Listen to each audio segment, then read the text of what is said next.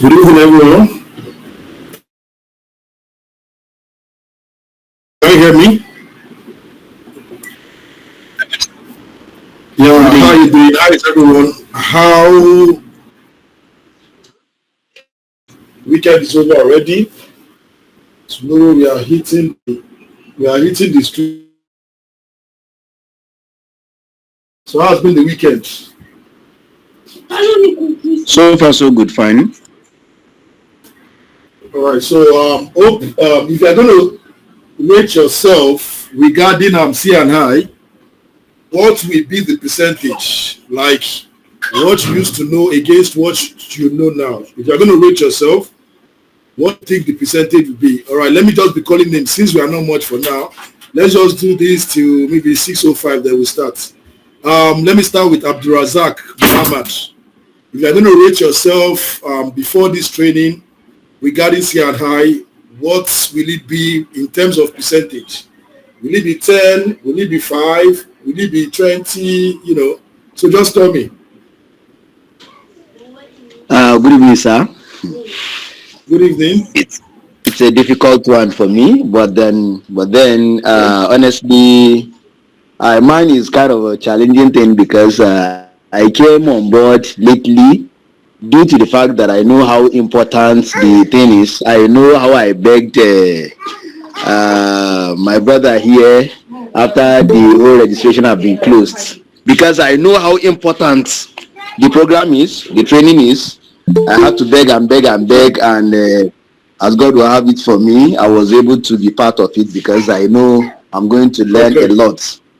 Despite the fact that I have a little experience on residential, but the C&I thing has opened my mind, give me a better understanding of the whole thing about renewable energy, most especially in solar system. And I must appreciate you for your time and effort in everything. I cannot just rate myself because we are still learning every day. It's a learning process on a daily basis. So, but what I would say is I have really achieved a lot, and the only thing I will say is the sky is your own limit too for the time you have given, because no money can quantify the knowledge you have given to us, because no matter how much you have paid. That was why even when you talk about the certificate thing, I was expecting even, hey, let me not say this before my remaining colleague will shout at me now. But then it's a very nice thing because it's something to be proud of. Though it's not the certificate that matters, but the knowledge. Getting the knowledge is something that is something that nobody can take it away from you, and you have dedicated a lot of your time to impart this great knowledge to us. Despite against all odds, even while the training is going on, you take your time to explain and explain and explain. Even when somebody has asked, another person has asked the same question again, you take your time to ask. So I must confess that this training I've been attending to a lot of training, but this one is a different thing and entirely. That was why when we are having the last 2 weeks training, I was even suggesting that why the long extension of the remaining training? Why can't it just be a monthly thing? Because the training was so interesting that I would not even want us to take much more time before we jump into the next thing. So my own is appreciation. Just like I said earlier, I cannot just grade myself, but I know I have benefited a lot, and I'm praying to God Almighty to reward you abundantly and bless your handwork too, and give you more and contracts in the business. And even the Mr. Abdul Basit too, I will use this opportunity to say it publicly that but I believe this is one of the best platforms that somebody can ever join. So far, so good. I really thank you all. That's my tip. Thank you very much. All right. All right. I think you. Let me just say you've spoken on behalf of everyone, so there won't be any need taking more questions from anybody, because I just want to use 5 minutes, but I think it's more than that. So let's just kickstart what we need to do today. Maybe when we are done and there is still time, then we can take I'm questions. sorry about that. I'm sorry. You just part of no problem. I understand. No problem. All right. So now the platform still remains the same. All right. even after the training, we are not closing down the platform because it's going to be where everyone is going to connect. All right, we'll be posting jobs there. In fact, you can ask maybe anybody that has joined previous trainings. You know, we get a job. We get jobs for them. You understand? Even if it is you know, internship. Once there is opening and they reach out to me that okay, they need someone from this platform. You understand? We can get it. So it still remains the same. All right. So we are not shutting down the platform. So let's just keep self-developing ourselves. That is key. All right. So now let's just quickly finish what we started yesterday. Let me just share my screen so that we can dive in straight up. Okay. Let me share my entire screen. All right. So can you see my screen now? Can you see my screen? Not yet, sir. Not yet, sir. Is it visible now? No, sir. Yes. Wow. All right. I think it's your network. Maybe you sign out and log in back. All right. So since you can see my screen, let me share the slides that we did yesterday. All right. So I will simply say your takeaway yesterday should be this note that I have here. All right. That it is important to note that an hybrid inverter has DC inputs, battery inputs, AC inputs, and AC outputs, and it is mostly used in a DC coupled system. Then the battery inverter has battery input, AC input, and AC output. The output is bidirectional in functionality and it is peculiar to AC. While an on-grid, grid-tied PV solar inverter has DC input and AC output. This should be a takeaway from yesterday. And also the factor rule 1 for Victron that we mentioned. All right, because if you walk into any bank in Nigeria, all right, the installation that most solar company has done for banks, it is mostly AC coupled system, and the combination is usually Fronius and Victron. All right, so maybe you have you're working in the company that designs such. All right, even if it is not Fronius, and just understand the principle. All right, maybe you are combining other inverters together. Just note that just know what the frequency shifting is. All right, so once you understand that, then you can proceed with your design. All right, but mostly they use inverter Fronius and Victron. It can be Solar Edge and Victron. It can be SMA and Victron. All right, as far as Victron is the battery inverter, all right, they must be the same. That is the PV capacity, and the VA of the inverter must be the same, or the maximum PV capacity should be less. All right, so if you are finding it difficult to understand it, just remember the scenario that I gave to you regarding the sites that I visited. All right, so once you picture it that way, I'm sure you can get it. All right, so now let's just move on. Okay, we've done this. All right, so now let's see steps in designing on-grid system. When I mean by on-grid, I mean on-grid, grid-tied PV, which has only DC input and AC output. All right. This system is also used, remember, for your on-grid, for your AC coupled system. I'm sure you know we use solar inverter. I'm sure you know that. Hello, you can still remember, right? Hello, can you still remember? Yes. Yes. All right, so that's what, so once you understand how it works and you understand that it only has DC input and has AC output, then you can do the design. All right. All right, so now let's see the steps in design an on-grid system. Now, the first step is to select your module. All right? Is to select your module. Now, the second step is to calculate the number of modules. All right?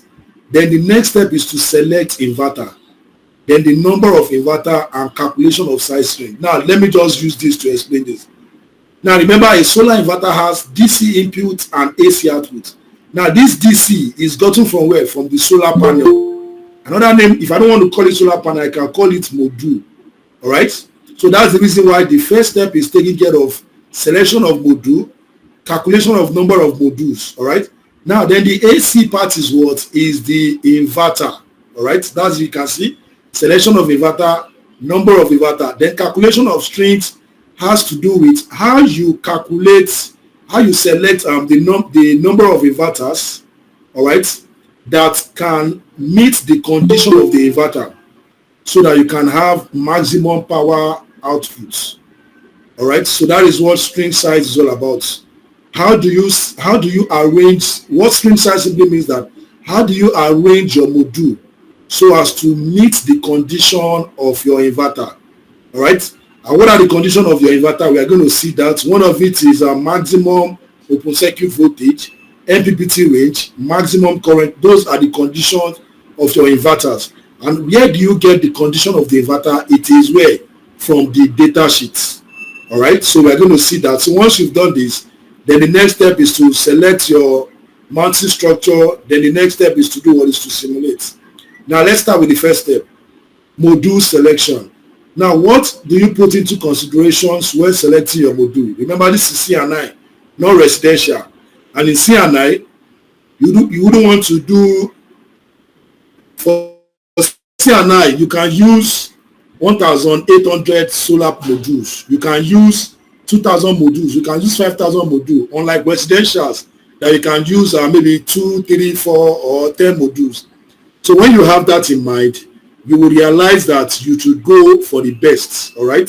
So what are the factors? The first one is cost. That's the reason why, as a project manager or as a project engineer, you need to have the tier 1 brand. Tier 1 with that's the likes of Jinko, Canadian Solar, Trainer, JA Solar.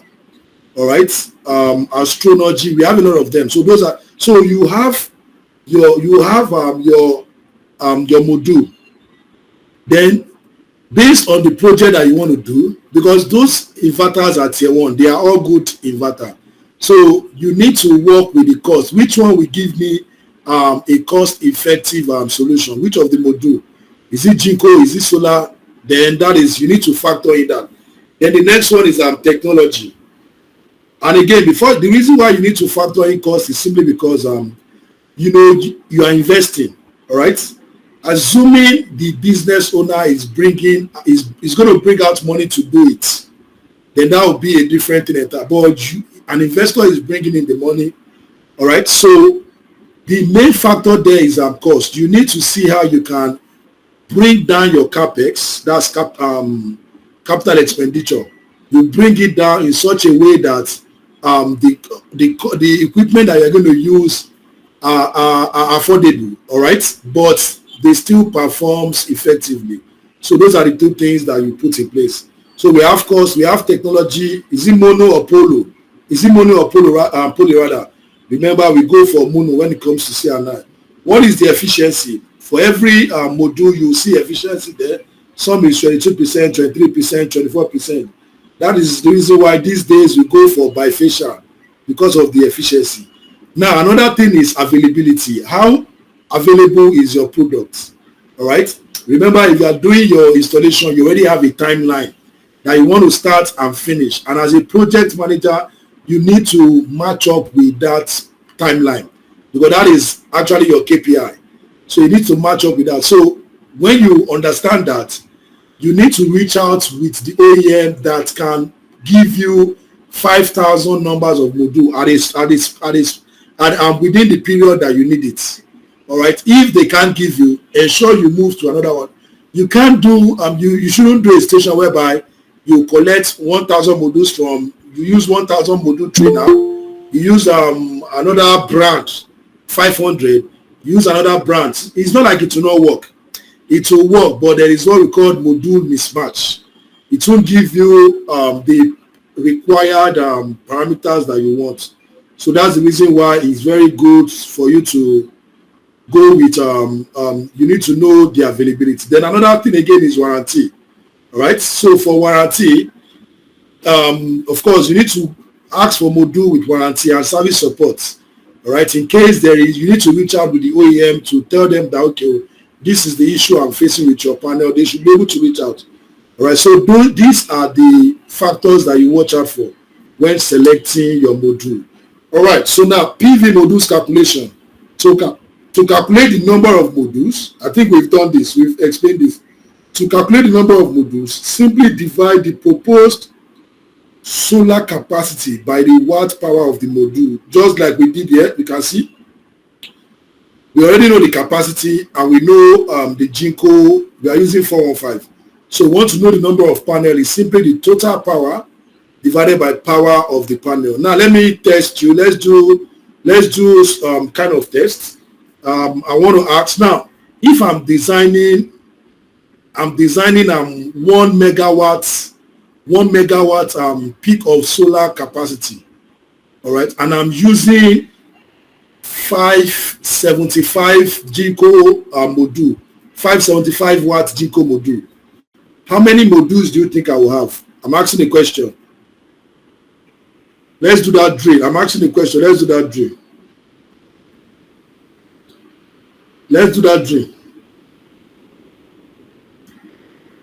Let me repeat the question again. I'm asked to design 1 megawatt of solar capacity, 1 megawatt peak of solar capacity, right?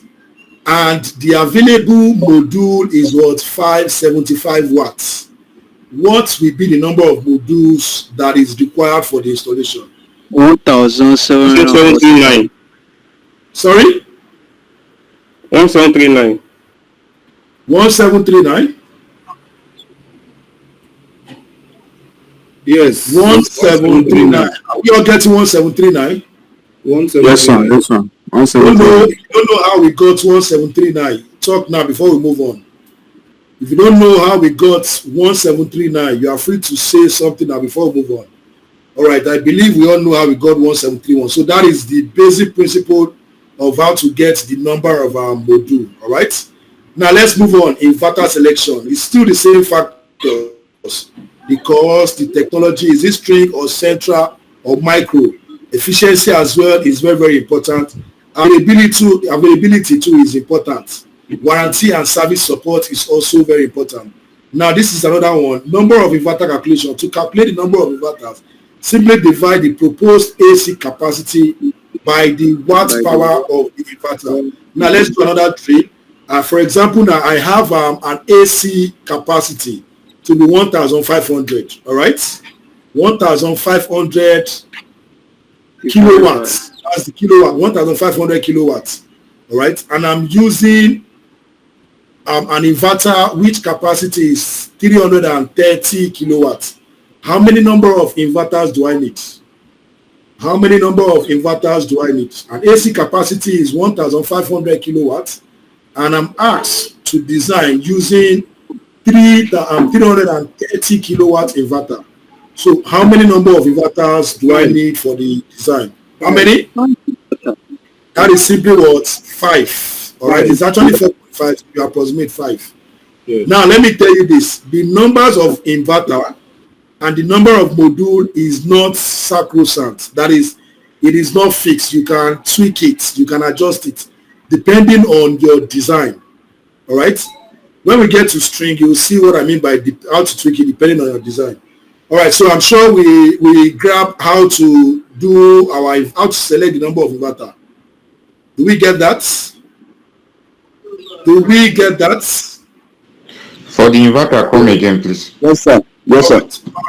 All right. So what I mean by the inverter is that to calculate the number of inverters, because if you visited any factory, you can see 20 number of inverters.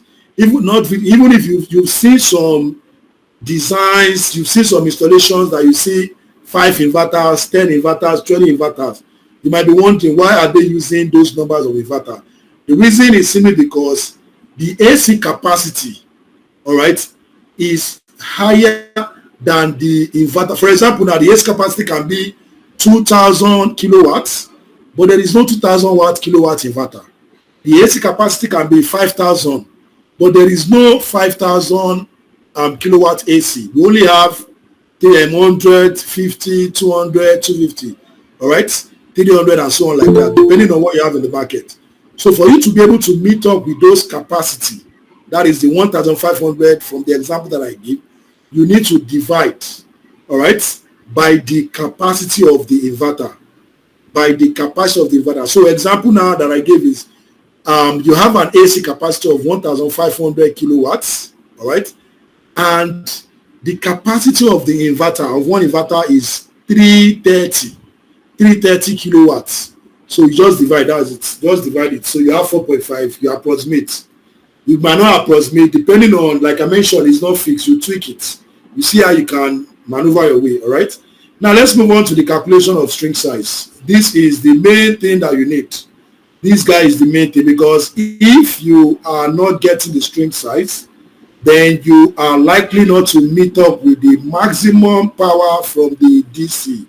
So you need to pay attention to this, all right? So now you can see we are using recommended standard. According to IEC 62548, prescribe the open circuit voltage of the PV array as a divisive variable for determining maximum string lengths, all right?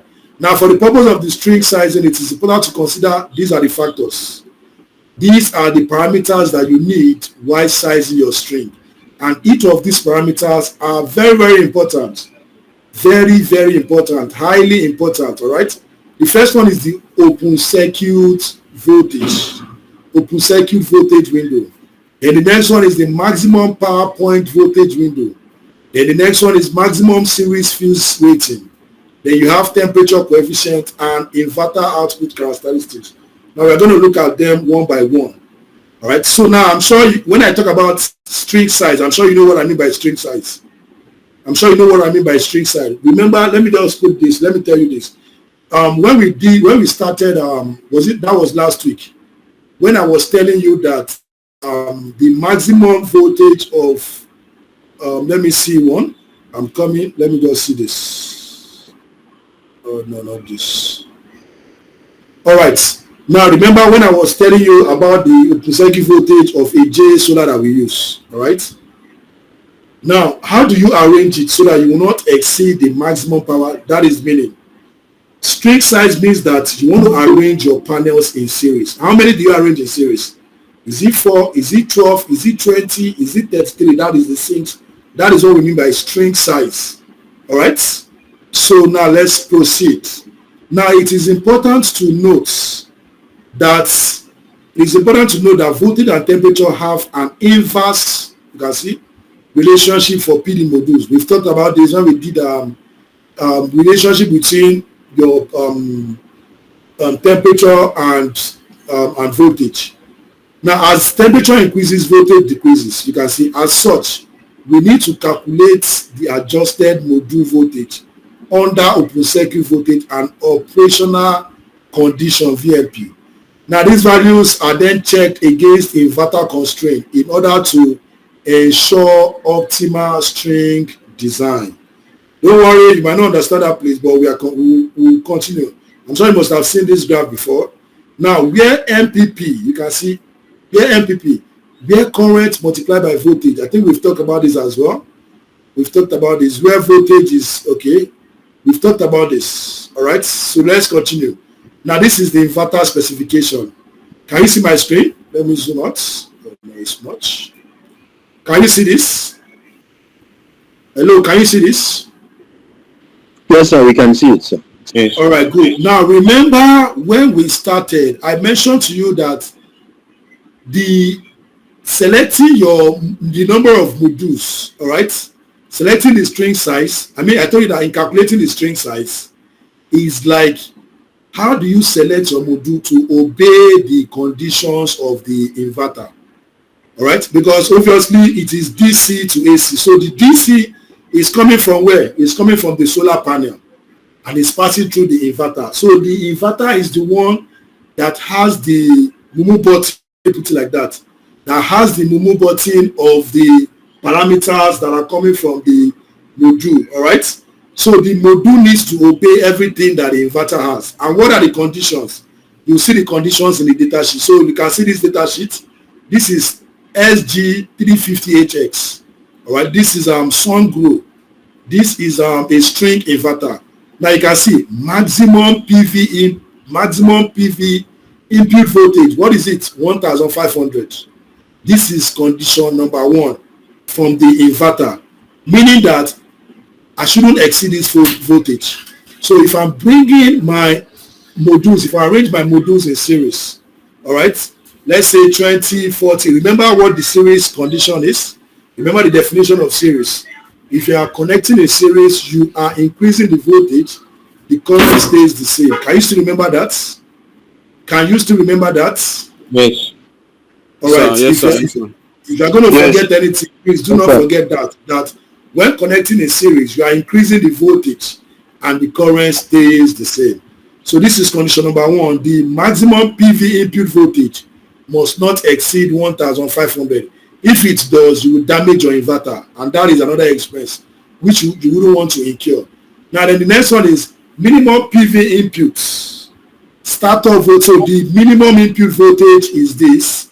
That means before the inverter can start, the minimum voltage should be 500 volts. All right? The minimum voltage should be 500 volts. It's just like saying your normal inverter, which is your battery inverter or your hybrid inverter. I'm sure you know that your battery inverter will not start if the voltage that it requires is not connected to it. I'm sure you know that. Yes. Hello, can you hear me? Okay, good. For example, now if your battery inverter is using 12 volts, all right, and the battery is dead, the voltage of the battery is not up to 12 volts, sorry, the inverter will not come up. If the voltage of the inverter is 48 volts and you are using 12 volts, sorry, the inverter will not come up. All right, so let's picture in that and bring it here. The minimum, since this string inverter, since our solar inverter does not have battery input, what is starting the voltage that need it to start is this. This is the minimum voltage. All right. Now this is the startup voltage when it will start peaking, which is 540. Now the nominal PV input voltage, which is this 1,500. Then the MPPT voltage range is this. Don't worry, you might not need this, but I will explain this to you. This is the MPPT for you to obtain a maximum power point, all right, from this inverter for the DC power, all right, to hit the maximum power of the inverter. The voltage must be within this range. The voltage must be within this range. Now you can see number of independent MPPT input. It has 12, all right? It has 12. Number of independent inputs. Then maximum number of inputs connected by MPPT is what? 2. All right? What this simply means is that this is it. It simply means that if you have, I want to draw, if you have an inverter, this is an inverter. Remember, this is typically how you have your solar inverter. Your solar inverter, you will see, maybe from here, let's just say, this is where your DC will come in. Then this is where your AC will be. AC will be line 1, line 2, line 3, then neutral. Then your DC will have, this is 1, this is 2, this is positive and negative, positive and negative. This is 3, positive and negative. This is positive. Okay, let's do this way, negative, positive, negative, positive. Okay, let's say this negative, positive. Don't worry about this. Let's just do negative, positive. All right, then this is negative, positive. All right. Okay, now when you look at this now, when you look at where is the data sheet, let's go back to the data sheet. All right, so now what this is telling us is that number of independent MPPT is 12. All right. Maximum number of input connector per MPPT is what? 2. What is the meaning of this? It means that, let me just use, it means that I'm going to have 2 of this. This is it. This is 2 per 2 connector. I don't know if you understand what I'm saying. Maximum number of input connector per MPPT. Don't worry, let me bring out the data sheet so that you, let me bring out the data sheet itself so that you see it. Let me bring out the data sheet itself so that you see it, so that you understand it. Because if you have a data sheet, it's best for you to just check through the, because there is always what's it called, a schematic. There's always a schematic. Okay, this is it. All right, so this is data. Can you see the data sheets? Can you see the data sheet? So this is the schematic. Can you see the data sheet? Yes, sir. Let me zoom out. All right, so this is what it is. Can you see the data sheet? This is it here. You can see 1, 2. Can you see it? This is positive. Yes. You can see that means I have positive, negative, DC1. I don't know if you understand what I'm saying. Yeah. This is positive, negative, 2. All right, so now this is even the data sheet here. So you can see it here. 2 per, that means I have 2 here up till 12. Can you see it? So if you don't understand what they wrote here, just go through these schematics. The schematic will explain everything to you. So that is just how it is. All right. So that means that I have this is one MPPT. This is another MPPT. That means one MPPT is controlling 2 inputs. That is the meaning. Do you understand that? How many inputs do you have here? 1, 2, 1, 2. This is 2 inputs. What I mean by 2 inputs is positive, negative. So one MPPT is controlling. Sir, can you just say 2 string now is controlling 1 DC input? 2 string. Yes. Okay, this is the individual strings come to 1 positive. Put it this way. I have 2 strings here. This is 2 string. One MPPT is controlling 2 strings. 2 strings, yes. You understand it? So that is it. Yes, sir. Noted. So this is two strings. So one MPPT is controlling 2 strings. So that is the meaning. Do you understand that? So that is it. So then the current, you can see the current here. Maximum DC short circuit current per MPPT. Meaning that short circuit current per MPPT. Meaning that this current, the current for this DC1, all right? Remember I said this is 2 string. 1 MPPT is controlling it. So that means that the maximum current from this should not exceed 60 amps. Do you understand that? So that is the meaning of this. So you need to again, sir. Sorry? You see now, it's back now. Initially it was blank. The screen, but you can see now. All right, so what I mean is that this maximum DC short circuit current per MPPT is 60 amps. That means that since one MPPT is controlling these 2 strings or 2 inputs, that means that the maximum current for this should not exceed 60. If it does, you will damage the spots. All right? Do you get that? Okay. So that is it. So you can see. All right, so you can see this is the maximum, this is the DC input, this is the AC output. All right, so when you come to this side, now we've talked about this side now. All right, we've talked about this side now. Then the next part is this AC output. So the AC output is what is it? The AC output is this side. You can see AC output. You can see what the AC is. You can see the maximum AC output current. You can see. All right, so remember we use this to calculate the size of cable and breaker. Can you still remember? Yes. All right, good. So now the nominal AC output, then AC voltage, you can see 3, that's line 1, line 2, and your X. All right, you can see what the voltage is. The nominal voltage is 800 volts. It is not 400 like you used to know. Though it is single phase.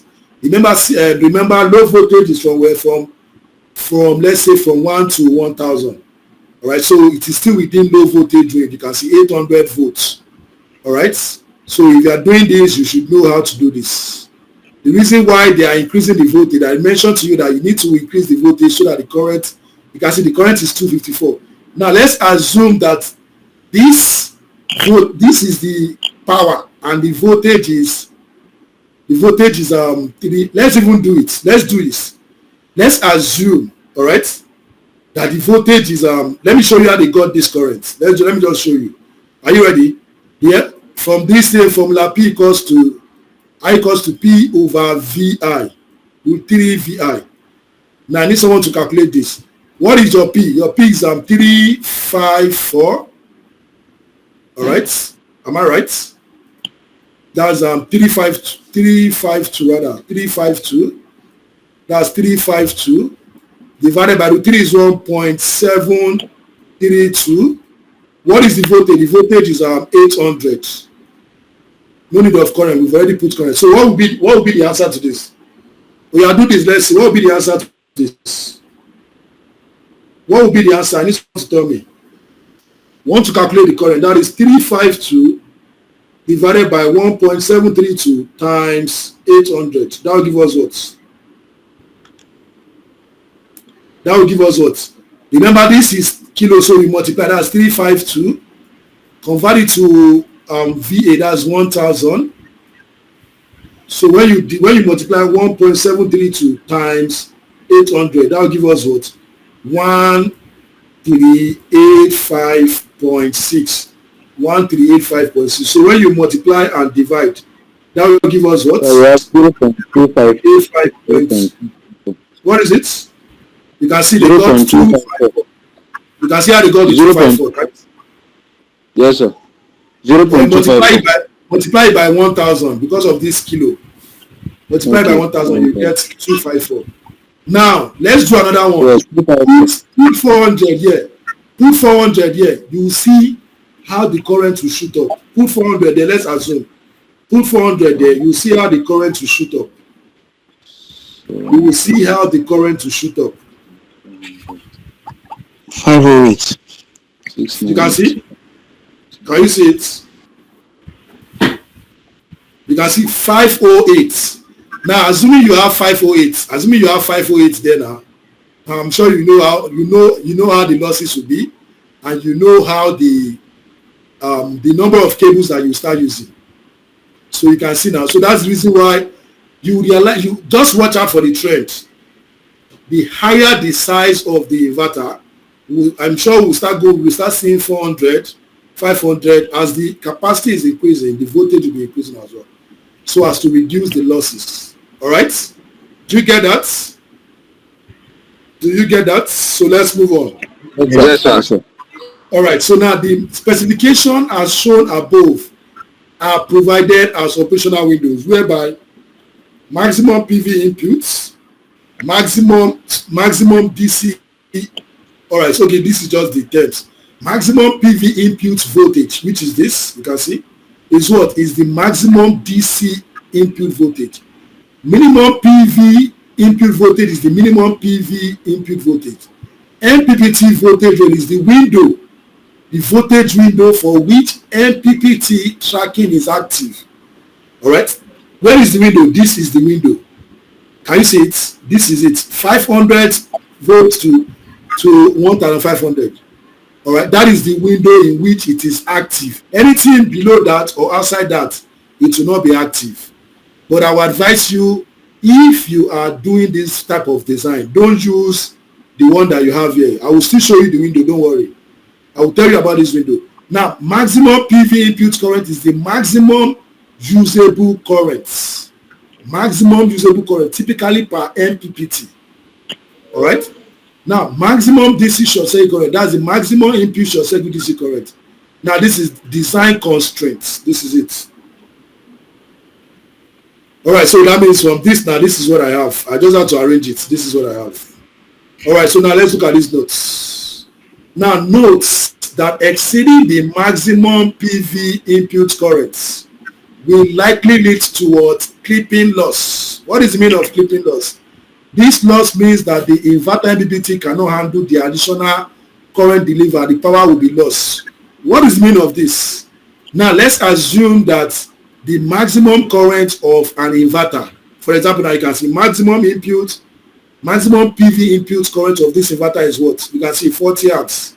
If I'm using 12 input, that's 40 amps. Now, if the current should exceed, you know, there are times that you have more irradiance, all right? And remember, irradiance is equivalent to current. I told you that the more the irradiance, the more the current, if you can still remember. Can you still remember? Hello? Yes, sir. Can you, all right. So now let's say that that probably around 1 or maybe 12 and 11, when the intensity of the sun is high, and from your design, you decide to exceed the current, saying that you might not get there. Then unfortunately you not got there. Sorry, mute your mic. Someone mic is on. Abdulwahid Ibrahim, mute your mic, please. All right. Now, if you exceed these 40 amps, it is not stable. All right. The power that you get from your PV varies. It is not stable. All right. So now, anytime it exceeds this 40, what happens? It will clip, meaning that it will just go to zero. All right. Once it goes to zero, you've lost that power. It will start afresh again. Do you understand that? That is the meaning of clipping loss. So that's the reason that when you are designing, you must factor in this current, because you wouldn't want any current to be lost. Once you have current loss, that is power loss. And once power loss, you have reduced performance ratio. And once you have reduced performance ratio, it will lead to loss of revenue. So you wouldn't want that. All right. Now note that exceeding the high short circuit current will place the inverter power electronics at risk of damage. Meaning that if you exceed these 40 amps, you only lose power. All right. That means you will only lose power. Nothing will happen to the inverter. It will just clip. But if you exceed these 60 amps, risk of damage. You will damage your inverter. You will fry your inverter.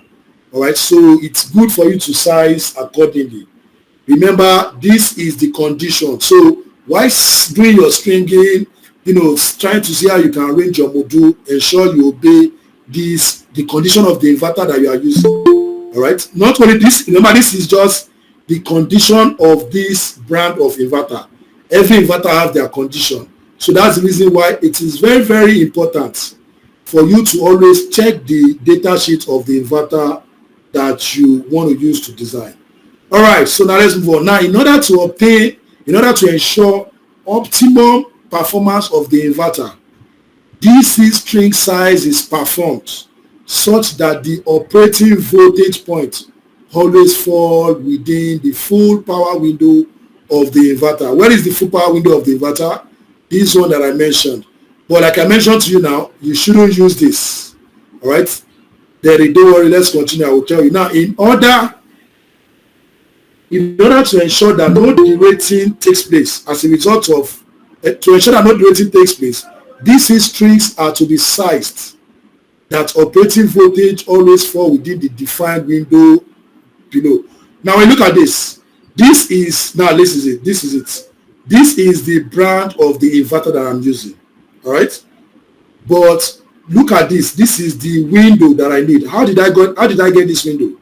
I'm going to show you now. This is the inverter that I'm using. So like I mentioned to you now, don't use this voltage range. Don't size using this voltage range. All right. Always request for the output characteristic of inverter. Now this is the output characteristics of this inverter that I'm using. This brand of inverter I'm using. This is the output characteristics curve. All right. Always, you can see inverter characteristic curve should always be requested from the relevant manufacturer.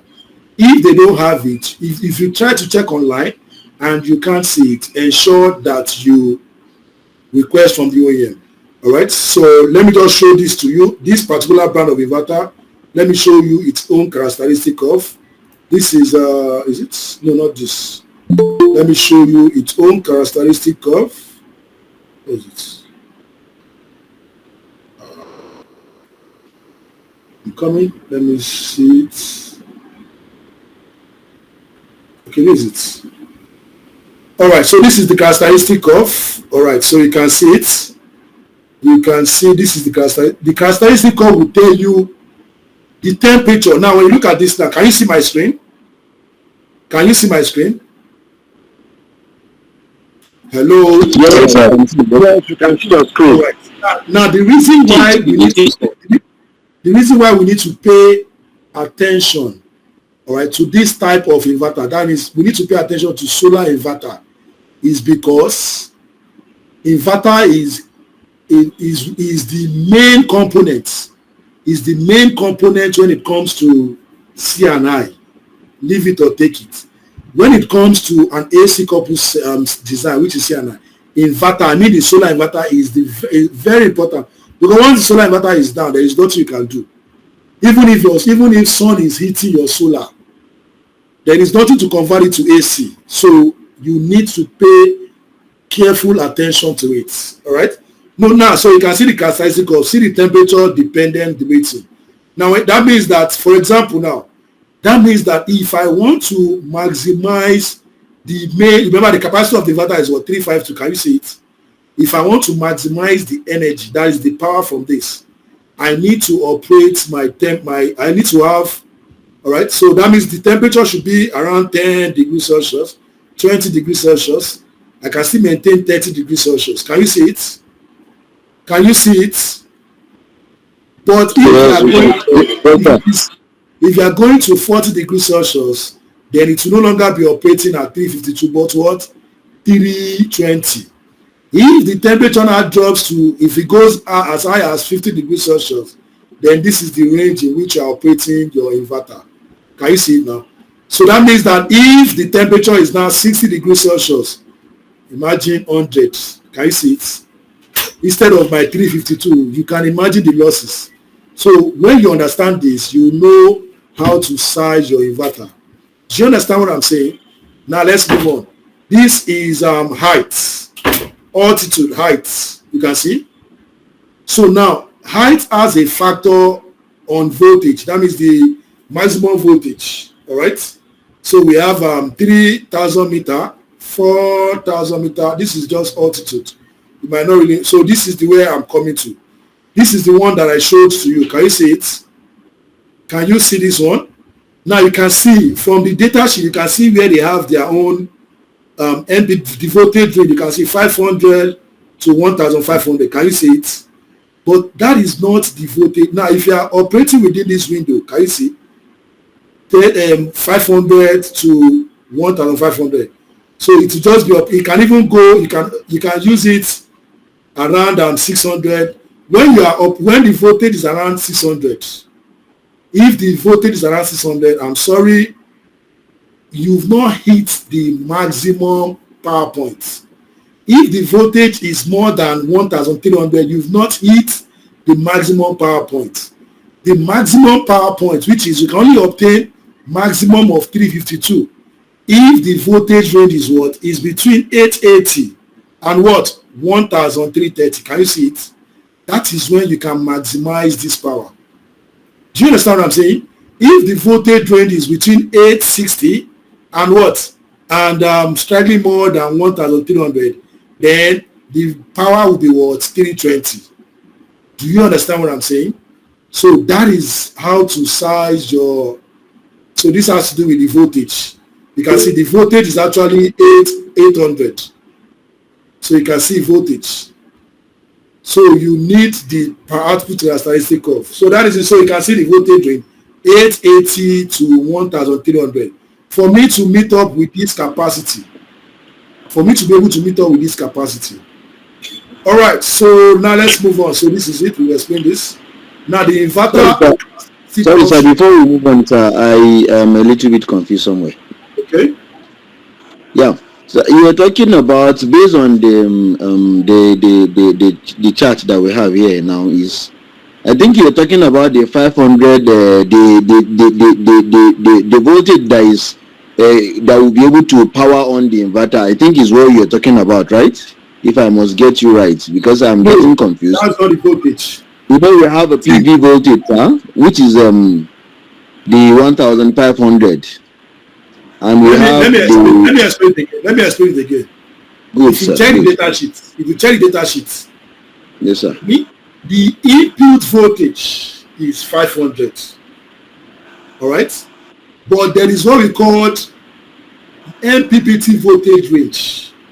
That's the maximum power point voltage range. If you want to maximize the power of the inverter, there is a range of voltage that your system should be, so as to maximize the voltage. And you can get the range from the output, the inverter that you're using, the inverter output characteristics, which is this. All right, so now like I mentioned, if you check, definitely if you are selecting within, you've already exceeded 500, so you should know that your inverter will start. All right, because within this range 880 and 130, you've exceeded 500, so your inverter will definitely start. So If your inverter is below this 500, it will not start. That means if the voltage is below this, it will not start. If the voltage is 600, it will work, but you will not maximize the power. So the power can be within the range of maybe, you can see this will be the range. It will just be within the range of, let's say, 100, 150. You've not maximized the power, all right? But if it is 700 as well, you've not maximized the power. But if it is 800 as well, you've not maximized the power. If it is 880, all right, then you can say it's okay, 320. But for you to fully maximize the power, it should be within 880 to 1300. Do you understand that?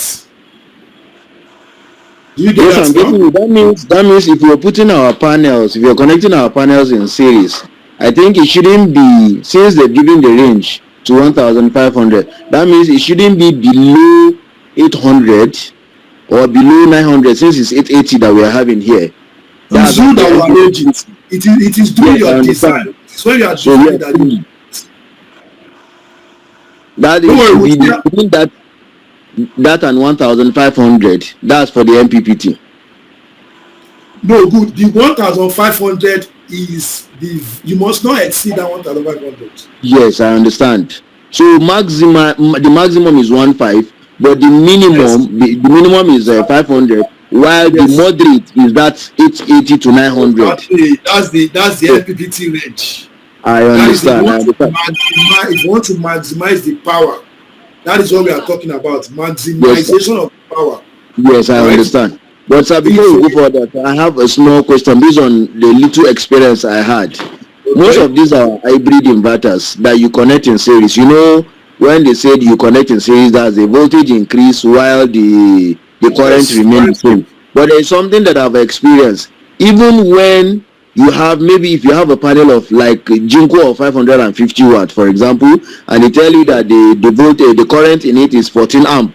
But sometimes when you do a connection, I think you're expecting to see that 14 or less than that. But there are instances whereby that current will increase to 20, sir.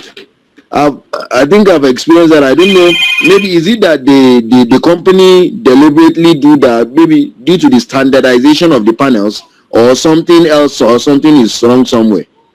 All right, so let me just write to what you've just said. You said some installation, it's connected in series, right? And the voltage has already increased. So why the current stays the same? So what are you expecting the current to be? The current should be what? No, the current should be the same thing that they give, or or we should have less than that due to the current loss along the line. But yeah, so just give me a value. The current should be around what value?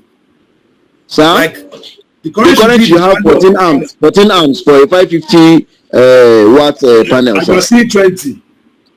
Yes, sir. Sometimes you see that the current will increase more than what it's. Where are you seeing the current? Let me ask. From the charge controller display, sir. That's the MPPT, sir. I don't think that's the current too. No, it normally, I didn't say specifically it will be 20, but I'm just citing an example that it is not exactly what it is being given, but sometimes it increases above the specification, sir. Of the if it increases above the specification of the inverter, it will damage the inverter. Current doesn't. Yeah. Voltage that is still, is still friendly. Current is not friendly. It will damage. I understand. All right. So maybe just check it, because current cannot. Almost all the ones I've seen, current. In fact, you see current as low as 1. Even if the current is 14, you see 2, you see 3. The one I've seen, in fact, I'm doing some findings on some Huawei inverter now.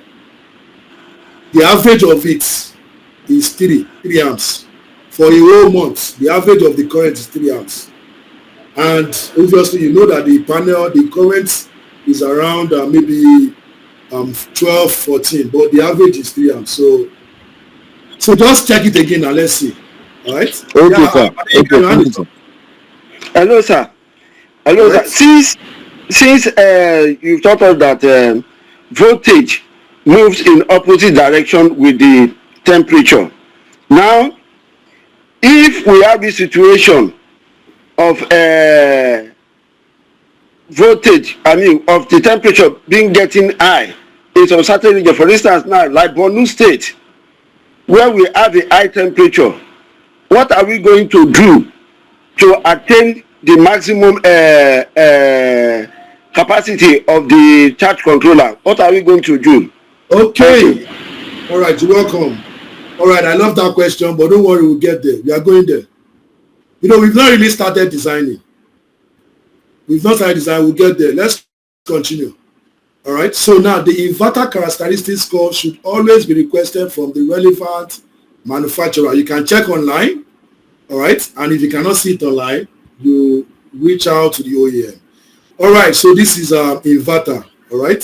So this is module. Now, modules, solar module data sheets are to be requested from relevant manufacturer. You can check online. All right. Now let's move on. Now, manufacturers are required to specify the maximum series field rating their equipment can handle before an overcurrent protection is required.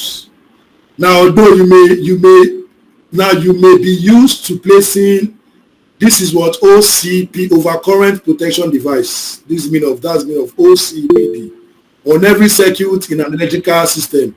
It is not an absolute requirement. I'm sure you understand what I mean. Now, there are some installations that they will be putting fuse.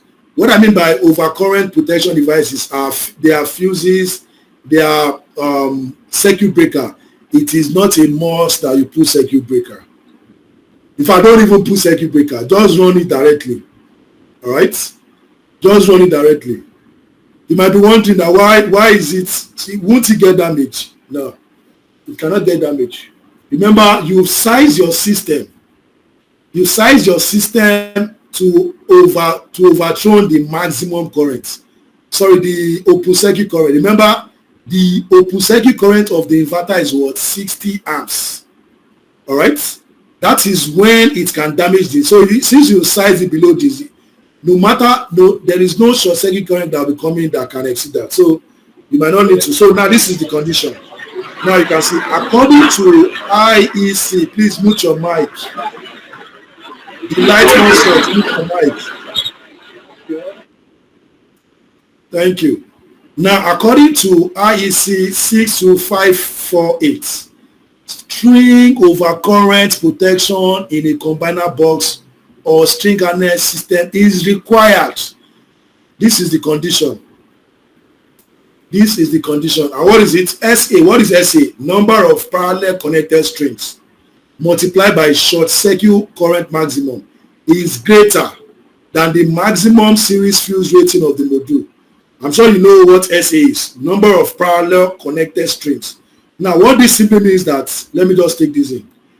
Now, what we are trying to explain now is that, should I use my fuse or a breaker before I connect to my inverter? That is the question. If I connect to my string inverter, that is the question. String inverter.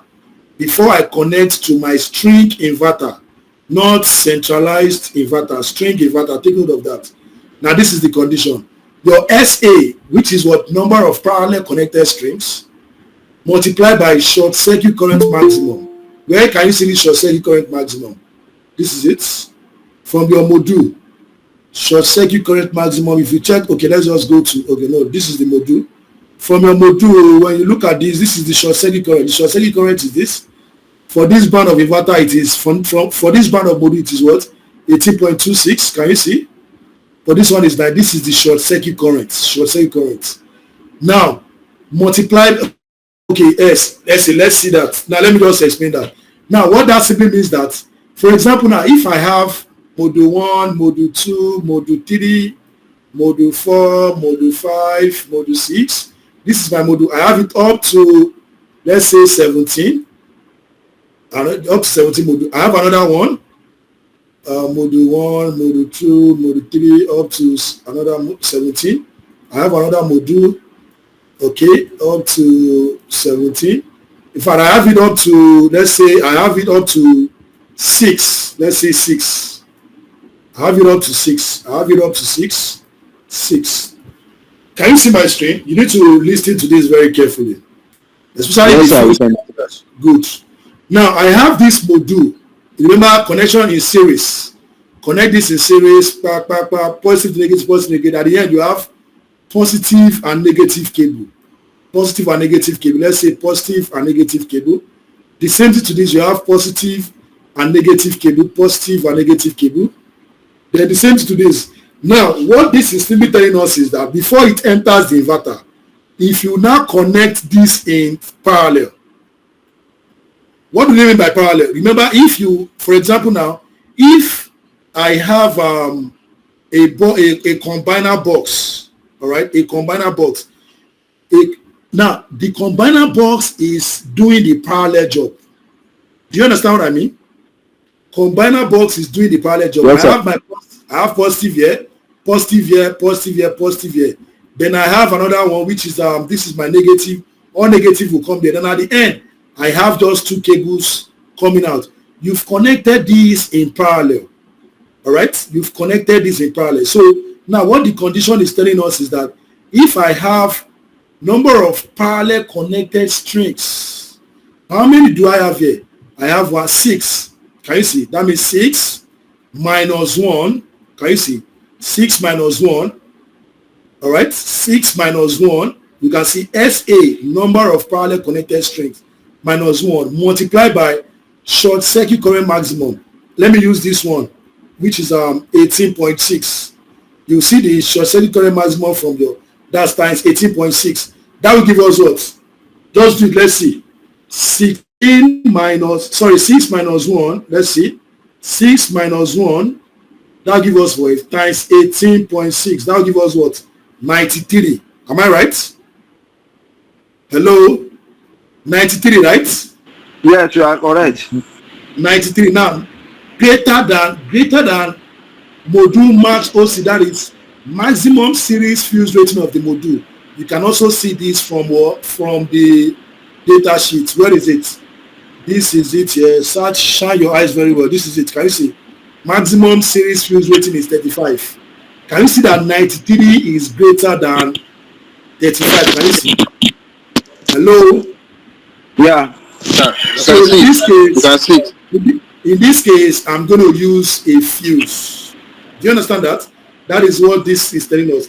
According to IEC 62548, string overcurrent protection in a combiner box or string harness is required if this is greater than 35. We got 93 for this, greater than 35. So what are we going to do? We will need fuse. But in the case whereby you are just running, remember the way we did it, the way it normally is for the guys that have done installation, you just connect everything in series. All right, you connect everything in series. You just run positive and negative. Connect it straight to your what's it called? Connect it straight to your inverter. All right. At that point, what do you have? You have just one parallel. Just one. Do you get that? Just one. So if you have just one, that will give us 1 minus 1 is what? Is 0. Is 0 times 18.6 is 0. Is it greater than 35? Is it greater than 35? No. So I don't. No, sir. Good. So I don't need what? Overcurrent protection. I don't need fuse. I don't need breaker. Just connect it directly. Do you understand that? So that's the reason why in some installation you just see that they just run the strings positive and negative, connect. They just run it directly from the solar farm. Run it directly. Just connect it straight. All right. Just connect. They plug MC4 to it. Once they plug MC4 to it, they connect it directly to your inverter. You are good to go. All right. So that is it. Once you obey this rule, then you are good to go. Someone asked a question. Ozone, your hand is up. Yes. Thank you so much, sir. I want to ask a question based on that. Since we are having 93 and it's greater than the current, if you want to size the breaker we are going to use, are we still going to, before we size the breaker that we are going to use to project the panel, we look at the current.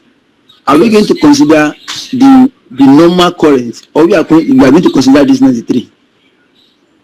No.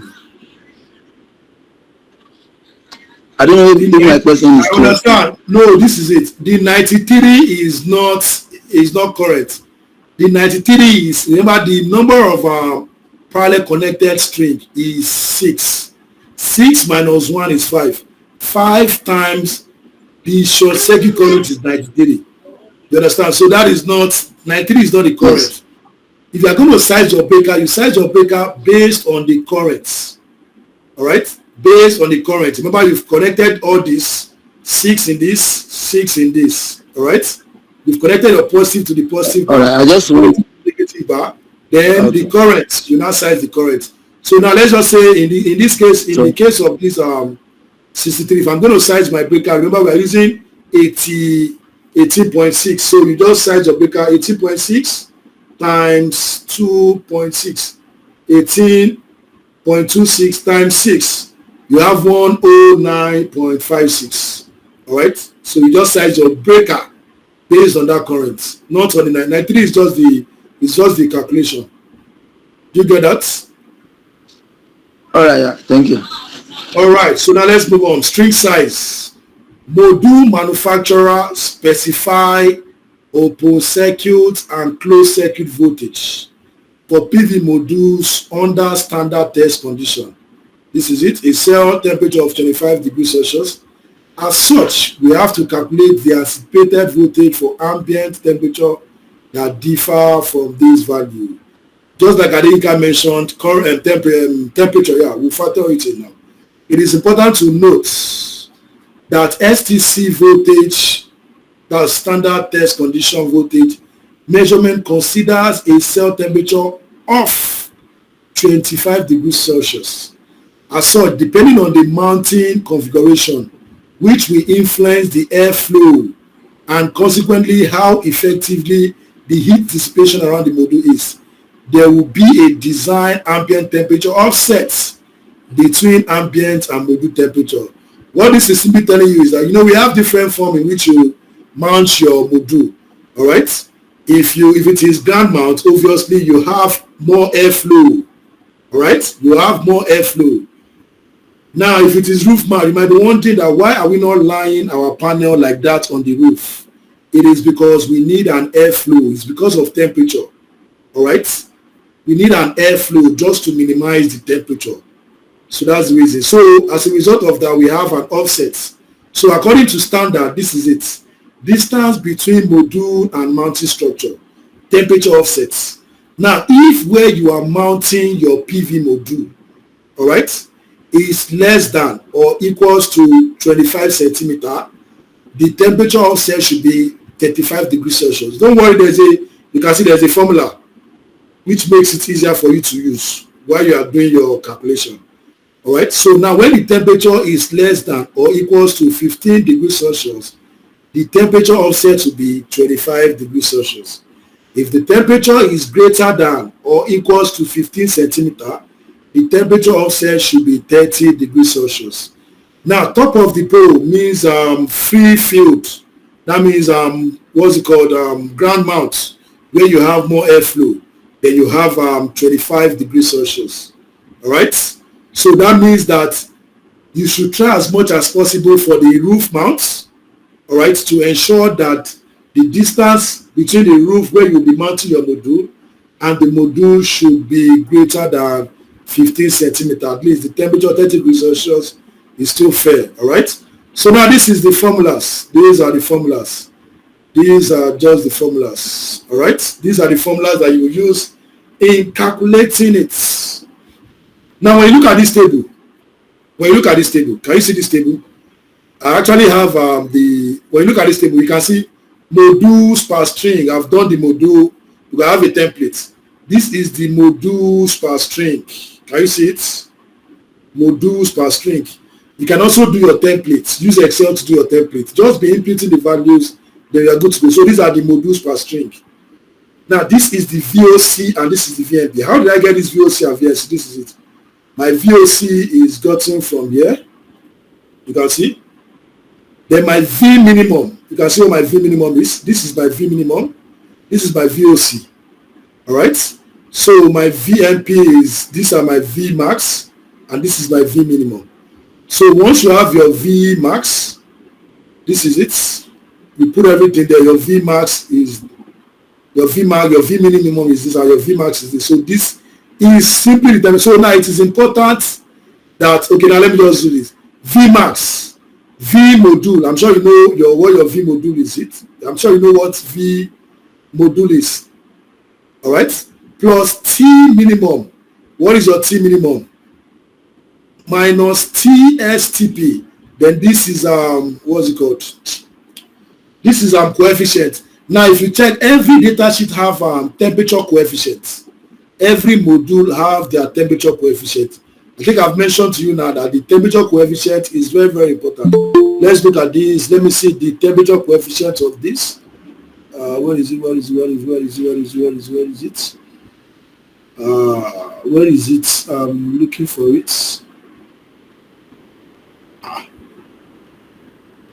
So if you have eyes, let me check. Can anyone see temperature coefficient? Let me just bring out another data sheet so that you see it. Every module data sheet, you must see it there. You must see OpenSec. Let's start with trainer. Can you see this is trainer? Every data sheet have it. Can you see it here? Can you see temperature rating?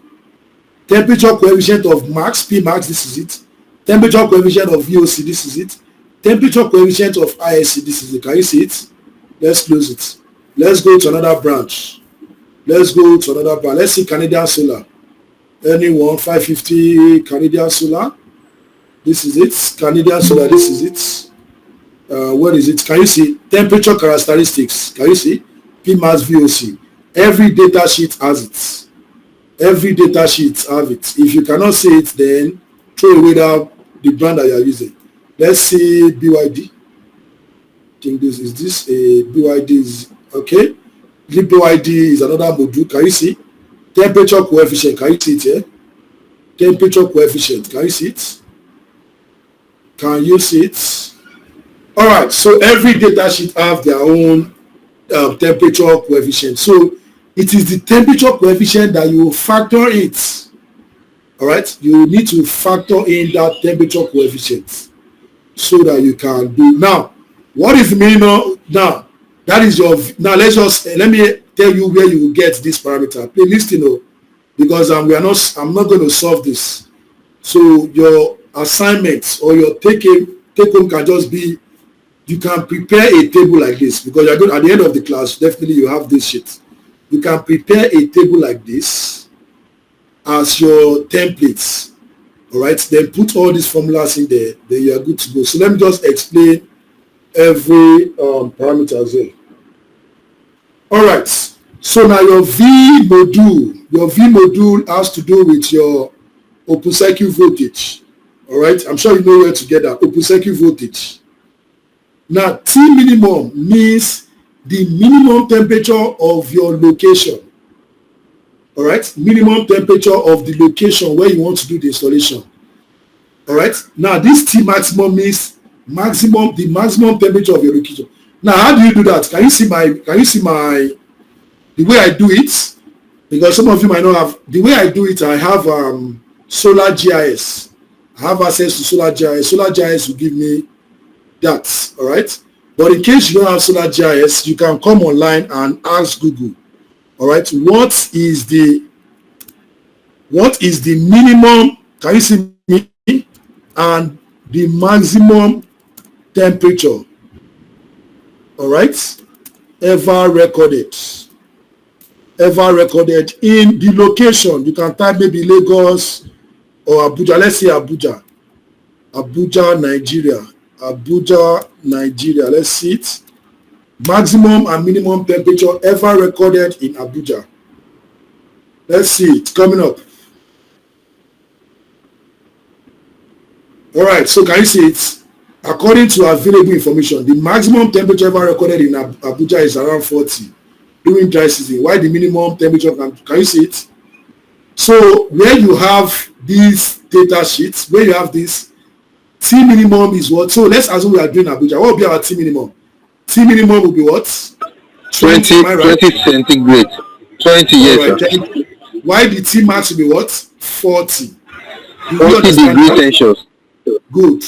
Now, what is TSTP? TSTP is what? Is temperature coefficient of the module. That's the temperature coefficient of the T cell, which is what? 25 degrees Celsius. 25 degrees Celsius. All right. Why this symbol, all right, is the temperature coefficient of VOC, which is what? Temperature coefficient of VOC, which you can see from your data sheets. All right. Now let's move to V minimum. V minimum, same thing, VOC plus T max, which is 40. Then T ambient design is this. Where are you installing your T ambient design? Is the T offset, temperature offset. So where are you doing your design? Are you leaving 15 centimeter? Is it above or below 50 centimeter? Is it a ground mount? That is where you put your T ambient. That is where you put your T ambient. Then the same thing, temperature coefficients. All right. So now it is important that operating voltage windows are calculated for open circuit, and so this is where you put now your VOC maximum. Your VOC maximum will now be what? Your VOC maximum. Now, this VOC maximum is simply means that from this inverter, remember the OEM is telling us that I shouldn't exceed 1,500. Am I right? Hello? Hello? Yes, yes. The OEM is telling us shouldn't exceed 1,500. So that is what I want to calculate here. I'm doing this so that I will not exceed the 500. So the VOC maximum will give you VOC. That's the VOC that you have. And what is the VOC? You'll see it from your data sheet. Plus T minimum. I'm sure you know how we got this. Can you still remember? Can you still remember? Yes, sir. Minus TSTC. I'm sure you know what TSTC is. That's 25 degrees Celsius. Then multiplied by VOC. What is this VOC? I'm sure you know what it is. Temperature coefficient of this. I mean, this alpha. This alpha is what? Temperature coefficient of your VOC multiplied by the VOC. You have to multiply by the VOC. Then the VOC minimum. All right. I'm sure you know what your VOC is. Then T max. All right. Then T ambient. Now, when you look at this, we apply this formula here, and that's the reason why we are able to get this. Can you see? That's the reason why I'm able to get this. What is the V? What's the V minimum? What's the V maximum rather? Now you can, when you look at this, look at this. You can see now that the maximum, if I use 36 modules per string, you can see I'm getting 1,700. So I can't use this. I can't use 36. Can you see it? I can't use 35. I can't use 34. I can't use 33. I can't use 32. I can use 31. Can you see? Because the maximum is 1,466. All right? And the VOC is what? You can see the minimum is this. So I'm still within range. What is the maximum? What's the minimum? The maximum is 500. The minimum is 15. So with this, you can see that I'm still within range. All right? So that is how to get it. Now, to now know the range, to now calculate the range, all right, where you want to achieve the maximum power, all right, you use this formula. VMP, I'm sure you know what the VMP is. You know what this VMP is, right? You know where you can get this VMPP? Hello? Sure, sir. Yes, sir. Yes, sir. From your module, what about T minimum? You know where it is, right? You know it, right? Yes, sir. You will get it from the Google. Exactly, yeah. TSTC is what? You know what TST is 25? You know 25. What this alpha is? Now, when you look at this, is alpha P max. So we're going to do this. This alpha is the alpha for temperature coefficient of power, not VOC. This is temperature coefficient. So you get the temperature coefficient of power multiplied by the power. All right. I'm sure you know what P max is from the data sheet You see that Pmax is just the power of the module you are using. All right. Then the next one is VMP minimum. So you can see VMPP plus Tmax. I'm sure you know where we can get this Tmax from. T ambient then design. I'm sure you know where you can get this from as well. Do you know where you can get this from? Can you still remember? Hello, can you still remember where you can get T ambient design from? From that table now, 25 or okay. Exactly, from this table, temperature offset table, good. And so like that. So now when you use this formula like I've used here now when you look at this formula now, which one do you think I can use? I can use any of this, you can see. Remember what the MPPT window is. The MPPT window is within, what is it? Is within 880, right? And 1300. 880 and 1300. 880 and 1300. So I cannot use this. Definitely I cannot use it because this is more than, in fact, this alone has disqualified it. So that's the reason why I cannot use 32 string. Now you see. Now I can use 31 string because for my VOC it is less than 1.5. Right? It is between 1.500 and 1.5. Can you see? I can also use this. You can see the VMP. It is within 880 and what? 1300. Can you see? I can also use this. I can also use this. I can also use this. Can you see? So it's either I use 31, 30, 29, 28. These are the strings that meet the condition. The one that you have read, all these ones doesn't meet. You can see this one now. The reason why this one doesn't meet the condition, you can see because of this 861, it is below 880. Can you see? It doesn't meet the condition. So it is only 31, 30, 29, 28. So I cannot use any of those strings, right, to do my design. Yes, sir. All right. Alpha. Yes, sir. The alpha, where can we get it on the data sheet? It is the temperature coefficient. Temperature coefficients. Every data sheet has temperature coefficients. You will see temperature coefficient of voltage. You will see temperature coefficient of power. You will see temperature coefficient of current. But in this case, we are only using temperature coefficient of voltage and power. We are not using current. Now, if you look at this table here, we don't really need current. Current has nothing to do with this. Current has nothing to do with this. You can only consider current when you decide that, okay, I want to plug in my system. Let me see. Okay, now let's look at this. Let's look at this example. All right, so now let's look at this. Now let's continue. Now we can look at that example. Now the key components of an on-grid system are inverter, solar panel, controller, and BOS. I'm sure you know what BOS is. Yes. Now the inverters can either be centralized, string, or microinverter. The design of an on-grid system is not too complex when the panel voltage can match the MPPT voltage range of the inverter.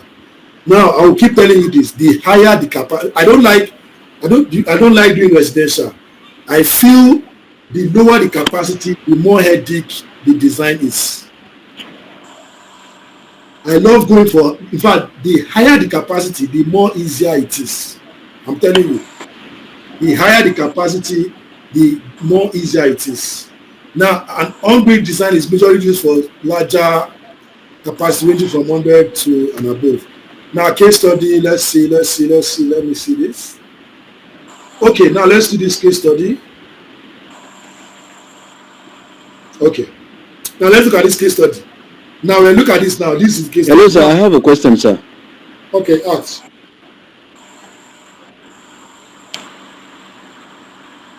Ask your question. Ask your question. No.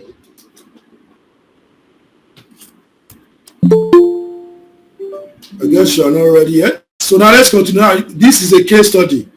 Now when you look at this, we have different sites here. I won't tell you the name of this company, but let's just look at this site. Now, using Meduguri as a case study. Using Meduguri as a case study, you can see the total is what?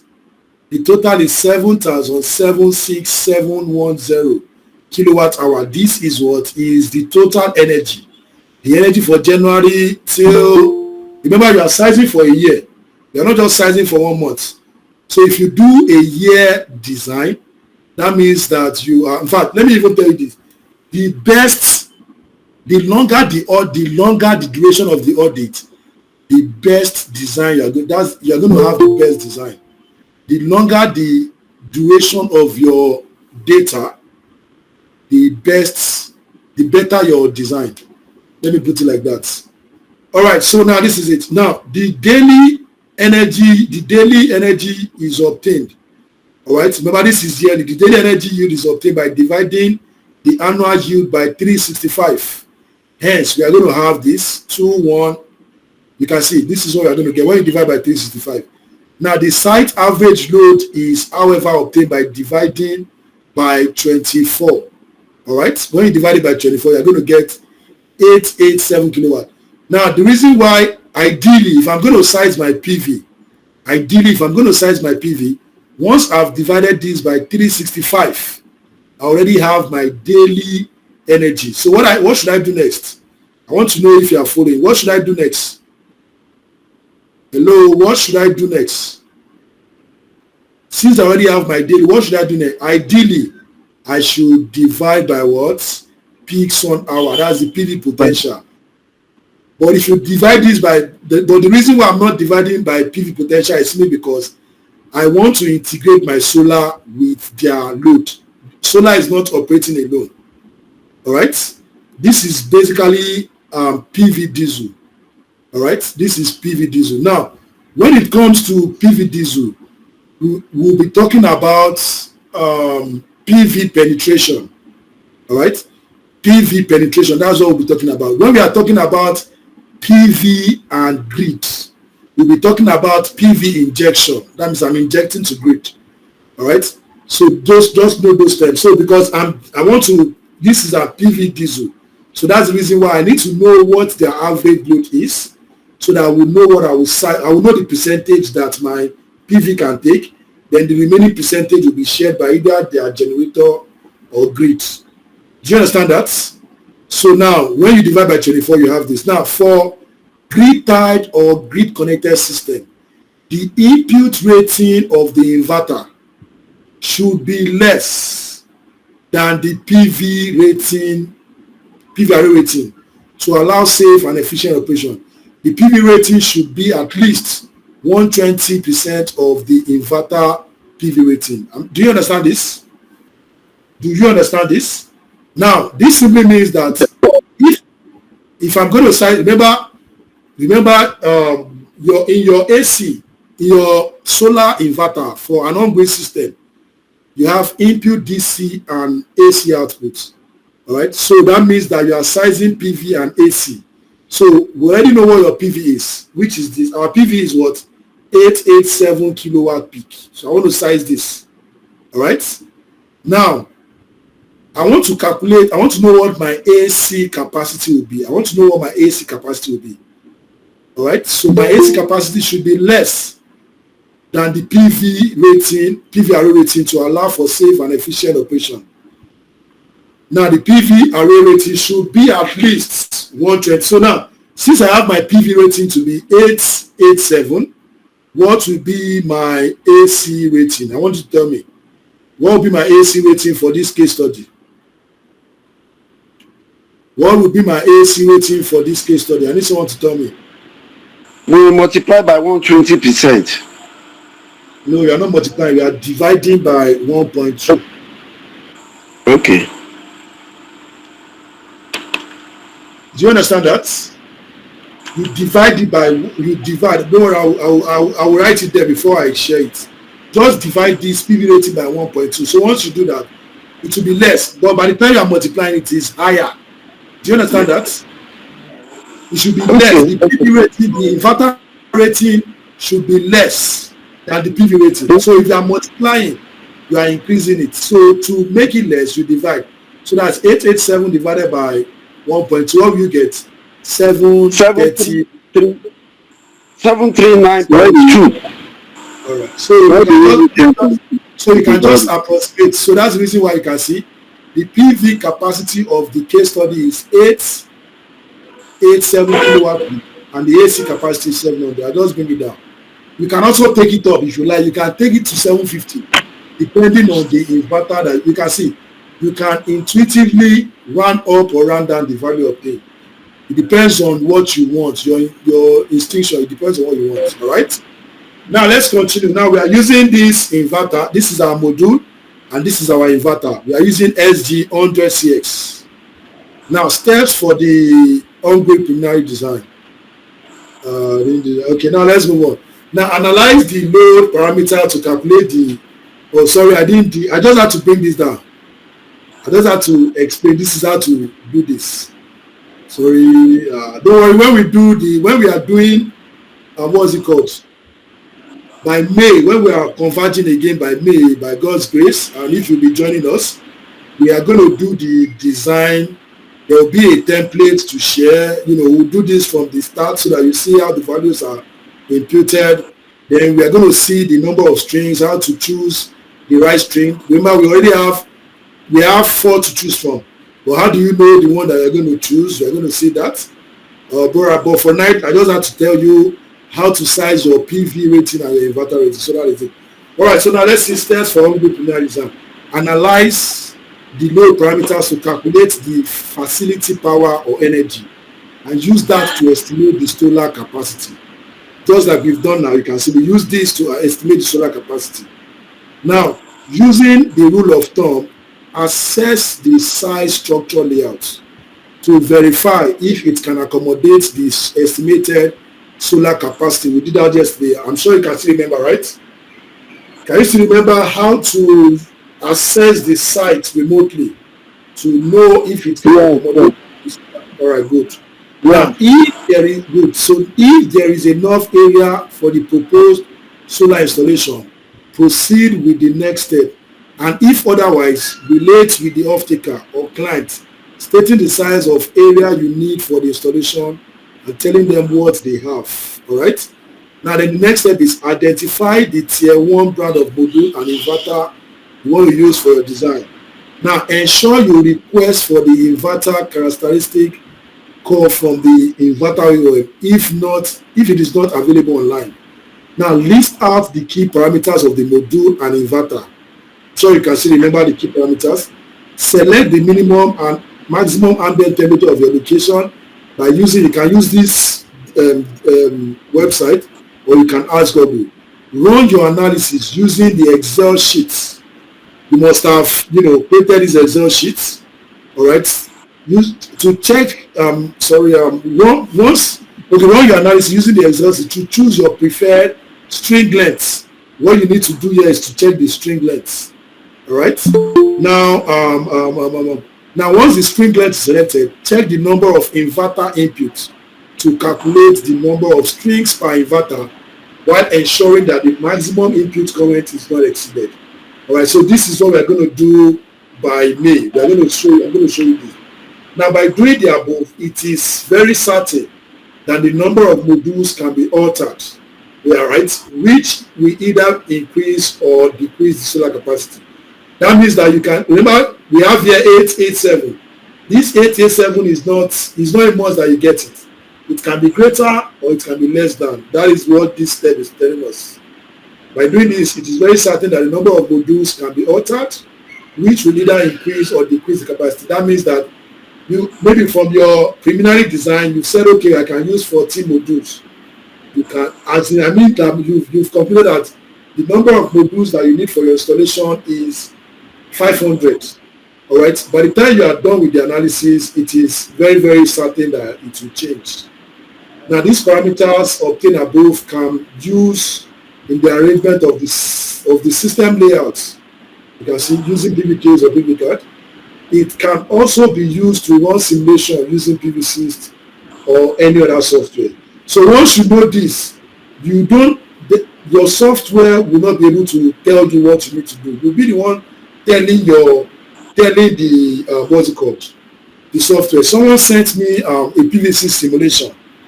The first thing I asked the person is, how did you get the string how did you get the number of series string and the string size? He told me that he calculated it. You have to do it by yourself. You don't allow PVCs to tell you, because PVCs is not, it doesn't know, though you put the location there, but it doesn't know the minimum and maximum. In fact, the PVCs has its own temperature that it used. So you can also change the temperature from there because you've done your research. Now, when it comes to PVKs, you need to be able to know the string length if you want to do the layout. Either PVKs or what's it called, or SketchUp. You must know what the string length is. If you don't know the string length, the software will not tell you. All right? So that's the reason why, if you don't know all this and you want to do software, I'm sorry, you'll just be looking at the software will be looking at you. So that's the reason why I've taken my time to run through all this. All right? So by next training that I'll be having by May, all right, it is really going to be softwares. So that by this now, once I'm telling you that I have 15 strings, 20 strings, this is how I'm going to arrange it. You'll be able to understand that, okay, this is how it is. So that is that. Now let's see energy yield estimation. For on-grid system, energy yield is very, very important, because that is what will determine how your site is performing. If your site is performing poorly, it is through the energy yield that you'll be able to know. And how do we calculate? No, sir, I have a little question before we go further, sir. When we finish, I will just finish, then I'll take questions. Okay. When I'm done, I think this is the last part. When I'm done, I'll take questions. Okay. All right, so softwares, we can give you this, but it is better for you to understand what it is. Now, let's say, now we are using this module. You can see 555 module. Just picture this as a module that one of it, 555 solar panel of an on-grid as a case study. We are using this as a case study. Now, the rating is the output. The rating due to manufacturer output tolerance, 5%. All this, you will see it from the manufacturer data sheet, from the module data sheet. So 5%, you can see, it has dropped the capacity of the module that you want to use from 555 to 527.25. Now, then the next factor is what? Is depth. Let's use 5%. This depth, so you can either use 5, you can, select it based on the location. Or if you know that the installation is going to be done in a very dusty area, then you can choose between 4 or 5. But if it is an urban area, then you can go for between 1 to 3. All right? And remember, you'll be doing your maintenance schedule. So now this is it. When you consider this, remember the 555 will now drop to what? When you consider this tolerance, it's dropping to 527.25. Considering this depth, the rating, it will drop from 527.25 to, you can see, 500. So 55 watts is off. Now, considering temperature is the big deal. Considering temperature, you can see, it's now dropping from 500 to 490.46. But when you convert it to kilowatts peak, just divide it. Can you see? Can you see that the everything is dropping? Can you see? Now, then actual energy. What is now the main energy that is leaving the module? What is the main energy that is leaving the module? Now, assuming you have just one panel, let's assume one panel. Then the energy that will be leaving that one panel. Now, when you understand this, you will be able to understand, even for residential, maybe you have 3 panels, all right? And the ratings are 150 watts. Don't think that 150 watts is leaving, is the energy that is the power that is leaving. No. There are some losses. You can see the temperature output tolerance, depth as well, temperature loss. So the main energy, the actual DC energy that is leaving your panel, one panel will now be what? 0.4905 times the irradiance. All right? That means the temperature, that's the global horizontal irradiance of the. Remember how we used to get it? Can you still remember? Remember how we used to get it? But in this case now, I'm designing, you can see the rated output power of the module, you can see, multiplied by the number of modules, maybe I have, in this case, I'm assuming 1598, multiplied by minimum global horizontal irradiance. Do you know where we can get this GHI from? Do you know it? Hello? Let me take you there. Let's go to PVGIS. No, sir. PVGIS. PVGIS. It's good for us to use the minimum, because when you use for the minimum means that the worst case. You can see my screen, right? Can you see my screen? Yes, you can see it. So you go to PVGIS. Go to PVGIS. What is this? God, can you see it? Then you come to solar irradiance. Can you see it? Solar irradiance. Click on the solar irradiance. It's coming up.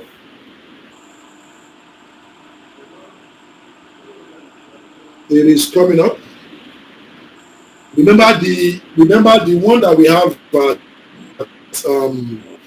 what's it called? Global Solar Atlas. Global Solar Atlas is just giving us the average.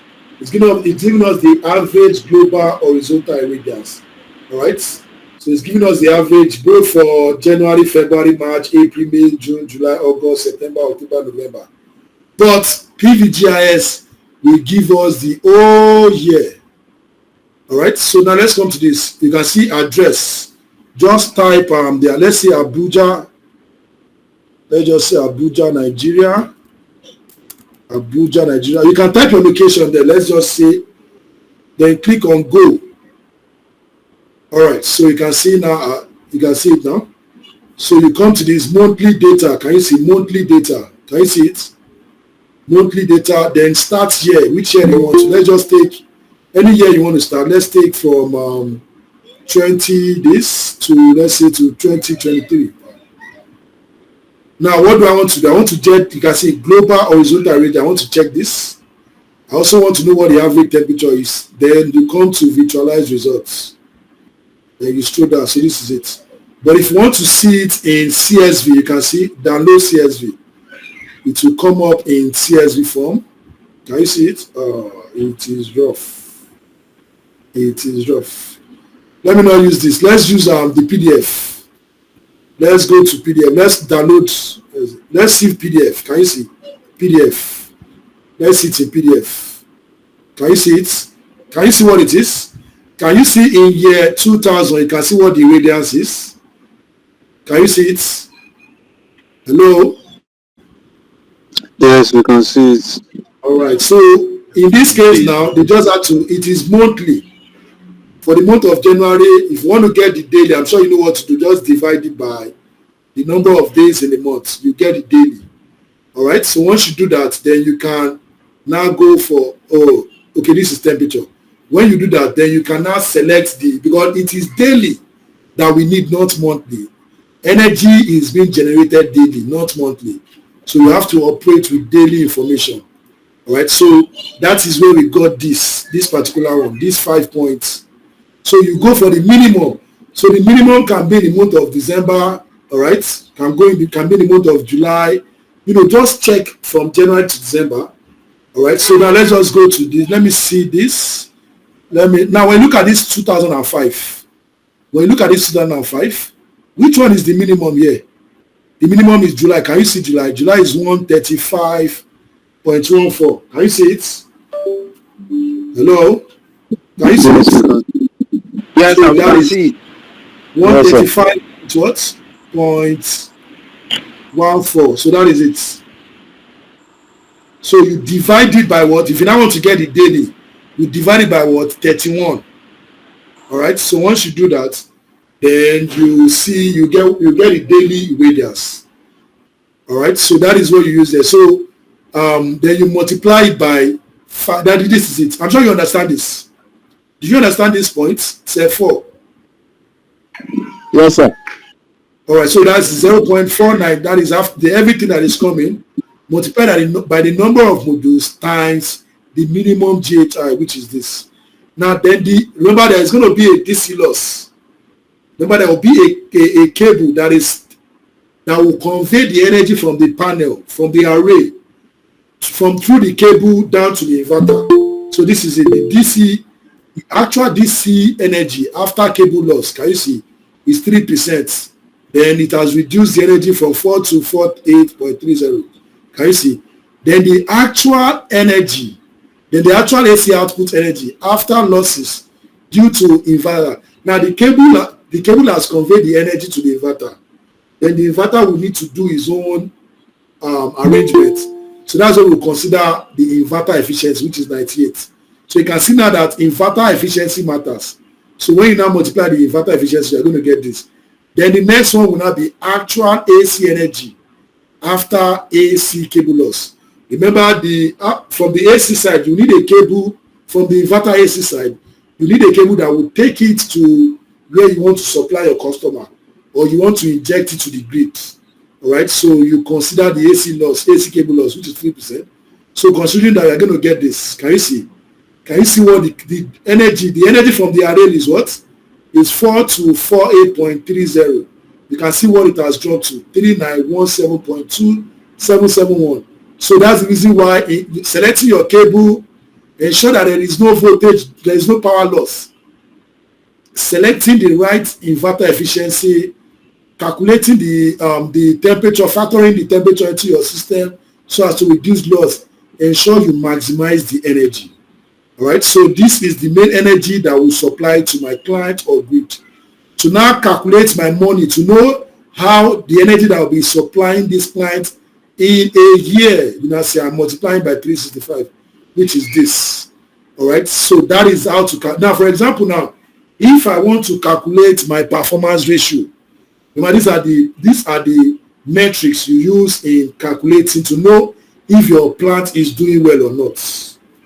Now I want to know what from this example now, I want to know what my performance ratio will be. Performance ratio is actually the energy that you are supplying your clients. That is leaving the energy that is leaving your inverter, that is passing through the cable to your clients. Where is the energy here? Where is the energy here? Who can tell me? Where is the energy here? I need someone to tell me where is the energy here? The energy that is leaving your inverter through the cable to your clients. Where is the energy here? That's energy. That is 4038.43. No, that is the inverter. That one is stopping at the inverter. It hasn't passed through the cable. This is it. 3917.17. This is it. Energy, AC energy delivered to the grid or client. This is it. Okay, yes. Right. So I want to tell you the performance ratio is this energy divided by the capacity that you are designing. All right. Capacity that you are designing multiplied by the GHI. And what is the capacity? The capacity is actually I didn't put the capacity here, but there's a way we can get the capacity. The capacity is actually, remember the number of panel is what? 1598 times 555. So I have the capacity to be 886.890 multiplied by 5.42. That is the GHI. Do you understand what I'm saying? Do you understand it? Yes, sir. I get you, sir. I don't think you are getting it. Let me just erase this. Okay, let me put this down. Okay. All right. So now, performance ratio. I want to tell you, performance ratio is the energy that is getting to the client's place. What is it? That is the energy is what is the energy? That is 3917.28. Let's just say 3917.28 divided by the module, the capacity that I'm installing. And the capacity that I'm installing is simply the what is it? The capacity I'm installing, the number of modules, 1598 times the capacity I'm actually designing. This is it actually, 887. This is it. But the 887 is gotten by multiplying the or what's it called? That's 55. Okay, let's just say 887. That's what I'm designing. 887, which is this 887.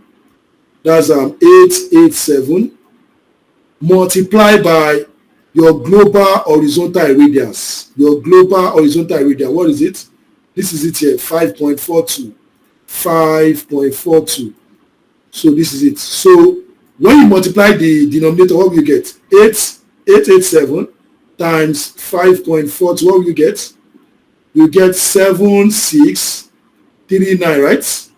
7369. So you have 7639 points. What will you get?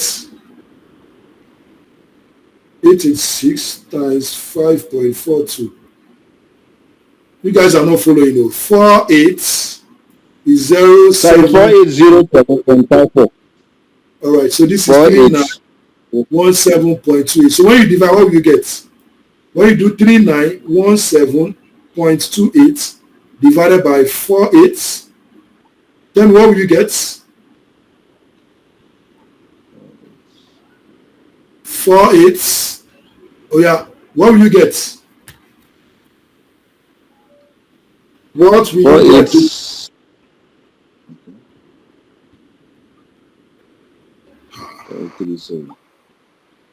We have 0.8098. 0.8098. So it is actually 80.9. Performance is so you can see now 80.9 is a good figure. So that means that if I actually have this installation, then it's a good one. All right. Now let's assume that there is a power loss along the way. Let's assume that there is a power loss along the way. If there is a power loss along the way, you can see maybe cable loss, the power loss is much. Obviously, you can be getting performance ratio of maybe 50% or 40%, and that is not a good deal. You understand? So this is basically the formula for this e-grid is the energy injected to the grid or the energy delivered to the clients. So this is another parameter again. Specific yield is the energy generated per kilowatt peak module capacity installed over a fixed period of time. All right, so you can see then the capacity factor is the ratio between the actual output and the theoretical plant output if the plant operates at nominal capacity the entire year. So this one is just telling you, this one is just letting you know what the capacity, what the capacity factor is, the capacity of design. Will you be able to match up? Will you be able to meet expectation over the duration? So that is that for everything. So I'm sure we've been able to do justice to this. So the floor is open. If you have any question, feel free to ask. Ask your question. We have how many minutes? 8 minutes.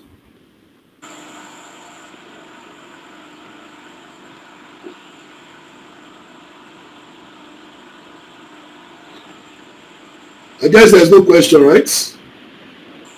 No, there's a question. We're just having a network challenge, sir. The thing is just breaking. Okay.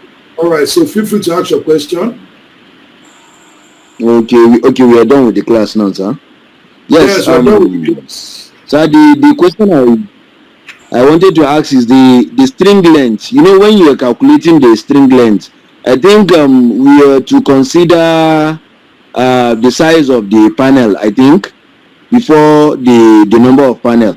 So did you use, I want to know, from your own calculation, you didn't specify the size of the panel that was used to just get all those number of the strings, sir? No, of course. If you want to know the string, you can definitely know the panel capacity will be there. This is the one I'm using.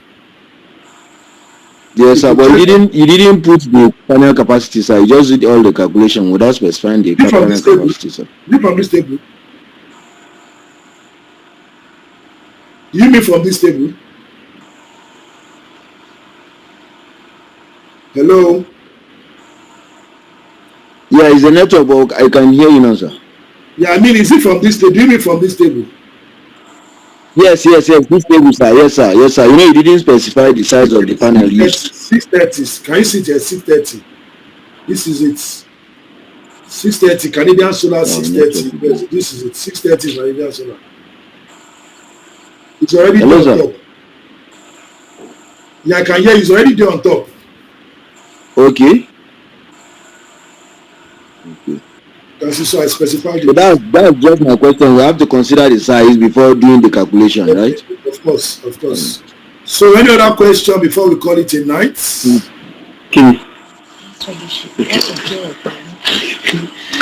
Hello, sir.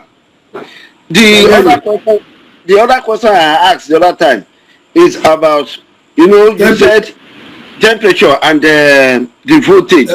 If you are installing, Yes, it's because of the temperature. That's the reason why we are able to get this particular string. okay, You can see temperature is in the formula already. You can see temperature, T max, T. If temperature, once temperature is in the formula, then that's the reason why we cannot exceed the range. That's the reason why we cannot exceed this voltage. Temperature is already factored in. Because if for example now you are designing system where you have minus 20 temperature, if you don't factor in the temperature using this formula, you will exceed this voltage. You will exceed this maximum voltage. This 125. So it's because we factor in the temperature, and that's the reason why we are not using this 1700. We are eventually using these strings. We are considering 31, 30, 29, 28. okay, So sir. at the end, we are going to choose one of it. We can't use the four of them. We can either use 31, 30, 29, 28. We'll see how we can do it. We can either use 38. Sorry? Can we use the worst scenario on that chart? There is no worst here. There is no worst scenario here. It's either you use 31 strings, 30, 29, or 28. You choose one of it. Okay. The second question. Okay. The second question is about this our controller. Can we have different kind of controller and what they do? Because you know, I asked a question privately. You said I should use a loom, something like that, for my. But I wonder for the general benefit of us that are participating in this program, can we have maybe the different type of controller and the different uses? If you can have something like that. Okay. All right. So this is how it is. You can check online. Like I mentioned, we have Elom, we have a combi, we have Metro control, we have what's it called, SMIP controller, we have Coma. So we have different types. So what you just need to do is go online. You relate with the OEM. You understand? Because they already know what they want to do. You relate with, before you use it, OEM will tell you to send your schematic. So you are not doing this in isolation, right? OEM will guide you because they already know what their equipment can do. So they will guide you. For example, now you want to do PVDs wide bricks, all right? And you check online, you reach out to Elom. Elom will ask you to send your schematic. Then they will tell you what inverter you are using, what module you are using. You know, they will tell you, they will give you the directives on how to make use of it. You don't need to stress yourself that much. Okay, sir. Thank you. You're welcome. So I guess there's no more question. All right. Sorry, sir. While you're answering my question, sir, I didn't get the size of the panel you used because the network was just breaking. 630 watts. 630 watts. Okay, 630 watts. Okay, yeah. Okay, 630 watts. So this is where we are going to draw the curtain for the February training. Like I mentioned, it doesn't stop here. We'll continue in the WhatsApp group. We keep updating, and like Bashir keep posting, the certificates will start going out by tomorrow or next, but it will close by March. The certificate is not for everyone, but if you want to enjoy, like I mentioned, it's just this CNI is very broad. All right, this is just the first step. We've not really started the main. All right, so this is just like an eye opener, you know, to bring you up to speed, to know what CNI is all about. There is no CNI without software, all right, and there is no CNI without financial. So if you want to be all-rounder, right, you want to be all-rounder, you want to be able to wake up, all right, and you want to be able to sleep and wake up mentioning CNI. You want to be able to, you want to improve your career when it comes to solar. Then, but I would advise you to join the training. And along the line, once we want to start the training, we'll create another WhatsApp group. All right? Because if anybody should reach out to me that they need a designer, I know everybody's capacity. You know, by the time we start the paid one, I'll be able to know everybody's capacity, because it is not everybody that will be able to join. I'm not even expecting everybody. Maximum, if I can see 20, if I can see 15, I'm okay. You understand? So I'll just continue with those people. So with those people now, if anybody should reach out to me that they need someone that can design, which will definitely happen. In fact, I've been getting some invite, but I can't put it in the group because I don't know everybody's capacity yet. So I've been posting it I've been referring those that participated last year. You understand? I've referred people for project manager. You understand? Because I know their capacity. So when we start the paid, I already know everybody's capacity. So once opportunity is coming, you want to change job, you know, you will need a design. Maybe I can just tell you, okay, design this, then I'll pay you. You understand? You want to brush up on your design, your AutoCAD especially, then you have opportunity of doing that. You have opportunity of visiting sites.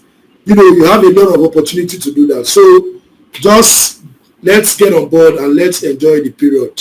You know, it's just a year. Once after this year, then you should be able to hit your chest that when it comes to CNI, then I'm very much okay. So from there, you can just start improving on your own. Everything becomes easier. All right, so it's 8 already. I really appreciate everyone. I appreciate those that are consistent. So we have like 400 people in the group, but I'm happy we are able to maintain up to 40, which is okay. You understand? I understand that it's usually like that. And I understand we have those that are busy that might want to be listening to the recordings. It's fine as well. So I appreciate your time. I appreciate everything. So we'll continue our discussion in the WhatsApp group. So good night, everyone, and enjoy the rest of your week. Enjoy the new week. All right, bye, everyone.